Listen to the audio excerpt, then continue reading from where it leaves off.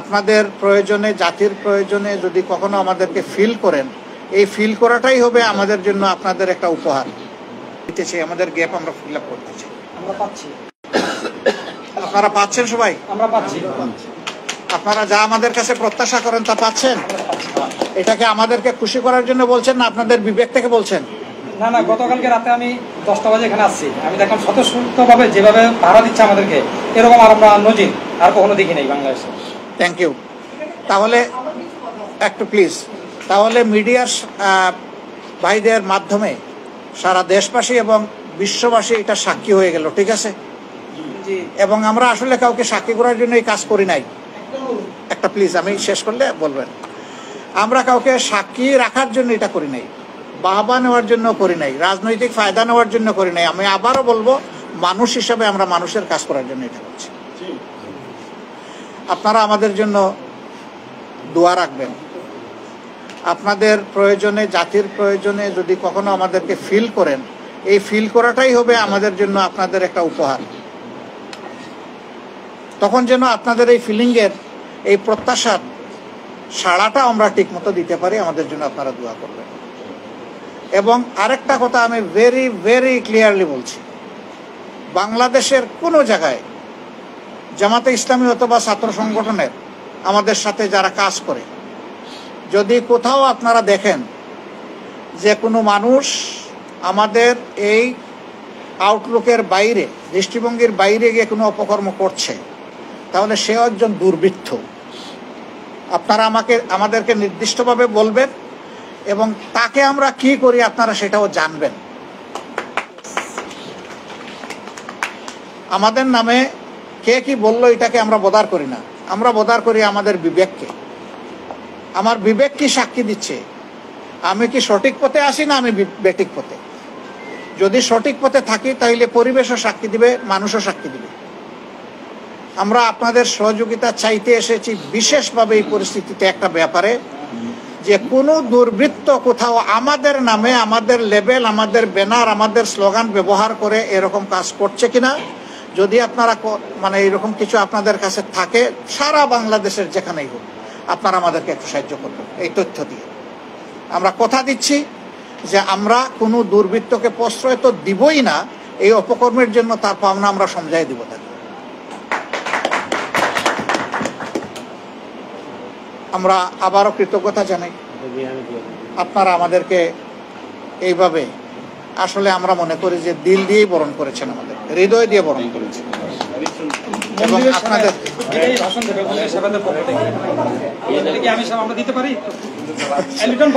আপনারা দিবেন, কিন্তু আমরা আরো কিছু ফাংশন আমাদের আছে। প্রশ্ন করবেন? আপনি কি সাংবাদিক?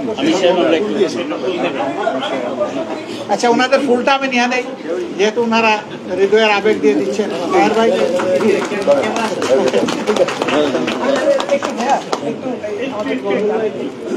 ঠিক আছে, আরে বই দাদা, বইটা দিয়ে দেন। আচ্ছা, এটা আমি দিয়ে দিই। আচ্ছা, ঠিক আছে।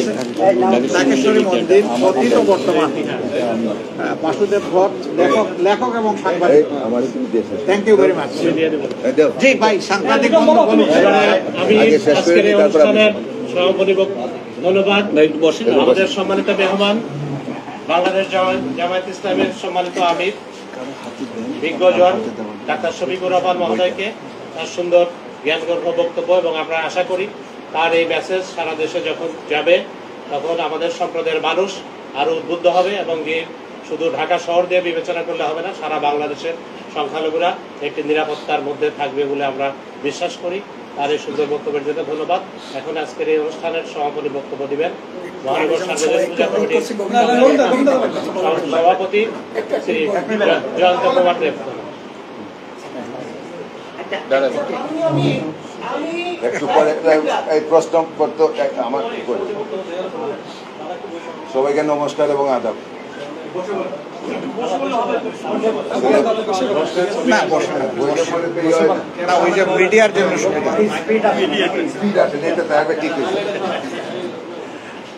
সবাইকে ধন্যবাদ।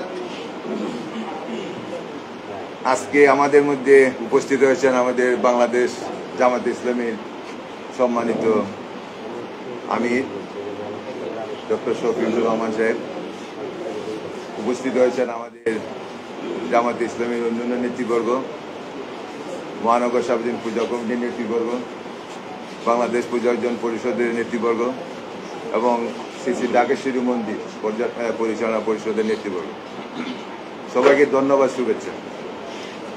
আসলে মনটা খুবই খারাপ। বাসার থেকে যখন বের হই তখন লন্ডন থেকে একটা টেলিফোন এসে, আমরা বাড়িতে ছিলেন, অনেক আত্মীয় স্বজন লন্ডন থাকে। এগুলো তো বাবা তুমি যাচ্ছ কোথায়? আমি যাচ্ছি ঢাকেশ্বরী মন্দির।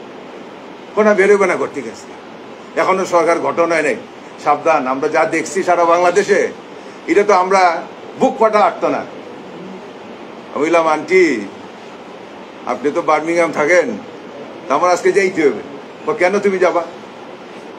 আমি বললাম যে আমাদের একজন অতিথি আসবেন, যিনি কোনোদিন ঢাকেশ্বরী মন্দির আসে নাই, এবং আজকে আমার যাইতে হবে, যেহেতু আমি সভাপতি, আমার দায়িত্ব, যাই কিছু মনে হয় কিছু হবে না। এই সাহসটা কিন্তু বেরিয়েছে, বেরোয় পরে শাহবাগে আটকে গেলাম। কারণটা কি, আবার কি শুরু হয়ে গেল কিনা, ড্রাইভারে গেলাম, দেখো তো কি কোন আছে, লম্বা লাইন। কি হয়েছে? ট্রাফিক নাই, ছাত্র বাচ্চা বাচ্চা ছেলে মেয়েরা, ছাত্র ইউনিভার্সিটির, আমার মানে ইউনিভার্সিটি স্কুল কলেজের স্কুলের একটা বাচ্চা মেয়ে। আমি বোন কি হয়েছে না, আমরা তো পাচ্ছি না, এখানে 5 থেকে 10 মিনিট দেরি। আসলাম,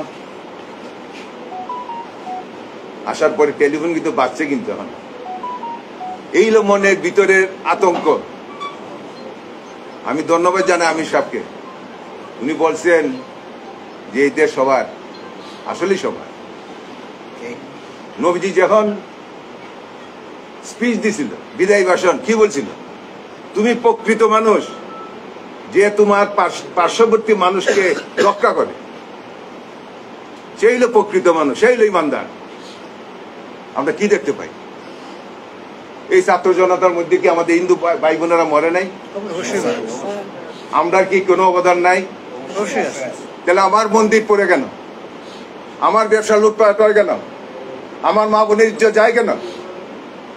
যাই কিছু হোক, আপনারা বলেন দুর্বৃত্ত, কিন্তু নামটাই কিন্তু আপনাদের। সবাই বলে জামাতে ইসলামী, ওই যে আমি সব বলছি। আসলে আমরাও কিন্তু খবর নেই কে নিছেন না নিছেন। আমরা কেন আসছি? আমরা কেন আজকে সবাই এখানে উপস্থিত? আর আসার কথা, আমরা আসার দরকার নেই। বাস্তবতা হলে সেই পর্যায়ে আমি বিশ্বাস করি আজকে যে উনি বক্তব্যটা রাখলেন, আমি ওনার আগে, কারণ ওনার বাইরেও কিন্তু মানে শাহজালাল বাবার দেশের মানুষ, যা বুঝে ভালো বুঝে, যা বুঝে না ভালো বুঝে না। আর ডাইনে যে ভাই একজন কইছে 2 দিন আগে জেলতে পারিস। সুতরাং বলার কিছু নাই, আপনারাও বুঝেন, আমরাও বুঝি। আর এখানে যে ঘটনা ঘটছে, যেহেতু মহানগর সার্বজনীন পূজা কমিটি আপনি আসছেন, আপনি মনে নিবেন না কিছু, কোনো কিছু, অনেক কিছু হবে দেশে। এই যে উনি বলছেন সরকার নাই, কি কি চলছে রাস্তাঘাটে, কেউ মেরে বললে তো কিছু বলতে হবে না। কোথায় আছি আমরা? কেউ নেই। আজকে দারোয়ান তালা মারে রাখতে পারে, এর মধ্যে মোহাম্মদপুরে ডাকাতি শুরু হয়েছে, মুখানে ডাকাতি শুরু হয়ে গেছে।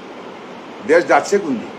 সুতরাং আপনারা দেশের কান্ডারি, আপনারা সেইভাবে আপনি আসছেন, একটা মেসেজ যাবে সারা বাংলাদেশ, সারা বিশ্বে, যেটা আপনি বলছেন, আমরা সেই মেসেজটাই চাই। এবং আমরা মনে প্রাণ বিশ্বাস করি, আমরা কিন্তু রাস্তাঘাটে নামবো। কেন আমাদের একসাথে নামবো?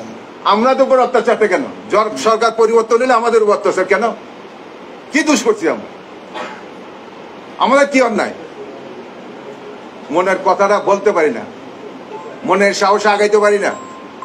অনেক কথা আছে, আপনারা সবাই রাজনীতিবিদ, অনেক। আমার ডাইনে যে মানুষ পুরগা আমি চিনিও না, আর আমাদের গোবিন্দ প্রামাণিক যত আসেনি, অনেক কথা আছে। সুতরাং এই কথার শেষ কথা হলো, আমরা মানুষ। এই জন্য বলছেন আমি যাচ্ছি কিছু দেওয়ার জন্য, বিবেকের তারা নাই। আপনি কিন্তু বিবেকের টানাই জ্ঞানে আসছেন। আমি ধন্যবাদ জানাই যারা আসছেন আজকে এই আমাদের মায়ের ঢাকেশ্বরী বাড়িতে। এই ঢাকেশ্বরী বাড়ি নিয়ে খেলা নিয়ে করে কিন্তু কেউ ভালো হইতে পারে না। আমি আমার বিশ্ববিদ্যালয় ইউনিভার্সিটিতে দেখছি অনেক অনেক কিছু করছে, তাদের অস্তিত্ব নাই। মক্কা মদিনা গয়া খাসি আমি বিশ্বাস করি এক জায়গা, মন্দির মসজিদ এক। আমার বাড়ি হবিগঞ্জের আজমিরেগঞ্জ, কালকে আমার হিন্দুর বাড়িতে একজন গিয়ে গেছে এই তোর কাছে 1.5 লাখ টাকা পাই, কুম মারিয়ে দিচ্ছে তারা। আমি বললাম, আমি হবিগঞ্জের সবাইকে জানাইলাম, ভাই এই কি ঘটনা, তোমার লোকটা থামাও, এটা তো হইতে পারে না বাংলাদেশ। এবং সে আজকে হসপিটাল, আজকে বাজারের হিন্দু দোকানগুলো লুটপাট হয়ে গেল, কি অপরাধ ছিল। সুতরাং আপনি আছেন, আপনি শীর্ষ পর্যায়ে বাংলাদেশের রাজনৈতিক প্রেক্ষাপটে। আমরা সেদিন শুনছি সামরিক বাহিনী প্রধান এখানে কে কে উপস্থিত, প্রথমে বলছে জামাতের আমি, এটা নিয়ে অনেক কিছু হচ্ছে। সুতরাং বলার কিছু নাই, সাংবাদিক বাইরে আছেন, এই মেসেজ পৌঁছাই দিবেন, এই দেশ আমার আপনার সবার, আমরা এই দেশের নাগরিক। আমরা যে কেউ ভাবেন যে আমরা চলে যাবো, আমরা চলে যাবো না, আমরা কিন্তু এই দেশে থাকবো, যাই কিছু করেন। কথা স্পষ্ট, সরকার আসলে আমাদের পড়তেছে কেন, কেন আমার মন্দির ভাঙা হয়, কই আর তো কিছু হয় না, কই মানুষ তো নামে না রাস্তাঘাটে। সুতরাং কথাগুলো কষ্ট থেকে বললাম, আপনারা বিবেকবান মানুষ, সবাই আজকে উপস্থিত আছেন, আপনার সাথে অনুরোধ জানাই, আপদে বিপদে সুখে দুঃখে থাকবেন সবাই, আমরা সবাই পাশাপাশি থাকবো এই প্রত্যাশা জেনে সবাইকে ধন্যবাদ জানিয়ে আমি সব আসছেন ওনাকে আমাদের পক্ষ থেকে সাধুবাদ জানাই, শুভেচ্ছা জানাই, এবং যারা আসছেন সবাই থাকবেন এবং আপনার কৃতজ্ঞ আপনারা ছিলেন আমরা জানি। গেটের বাইরে আমরা সবাই বলছি, গেটের ভিতরে না, গেটের বাইরে থাকবা, কারণ মন্দির একটা পবিত্রতা জায়গা আছে। আমরা কি 8টার পরে কেউ থাকতে পারে না কেন, বিশেষ 10টা বা 11টা কোনো অনুষ্ঠান যদি না হয়। সুতরাং যারা ছিলেন বর্তমানে আছেন, কমিটি ছাড়া এবং আমার রাজনৈতিক নেতৃবৃন্দ, বিএনপি এখানে ছিল, সবাই ছিল। সুতরাং আমি সবাইকে ধন্যবাদ জানিয়ে, আজকের আমি সব আসছেন এই জন্য ওনাকে কৃতজ্ঞতা জানিয়ে, আর সাংবাদিক ভাইরা আসছেন সবাইকে অভিনন্দন জানিয়ে আজকের এই সভা সমাপ্তি। যদি সাংবাদিক ভাইয়ের কোনো প্রশ্ন থাকে আমাদের আমি সাহেব আছেন, ওনার সাথে কথা বলতে পারেন। সবাইকে ধন্যবাদ। একটা মিনিট, প্রশ্নের আগে একটা মিনিট। আপনারা সবাই আমি তো বললামই, তাহের ভাই 2 দিন আগে বেরিয়েছে, ধন্যবাদ সবাই দিলাম ভাই, সবাই ধন্যবাদ। আর বাইরে তো আমি আগে ডাকছি কিন্তু একটা মিনিট, দাদাকে একটা অনুরোধ করবো, দাদাকে না আমাদের সবাইকে, আমি সহ আমাদের সবাইকে, যে আমরা যেন সাহস করে সাদাকে সাদা বলতে পারি, কালোকে কালো বলতে পারি। অবশ্যই।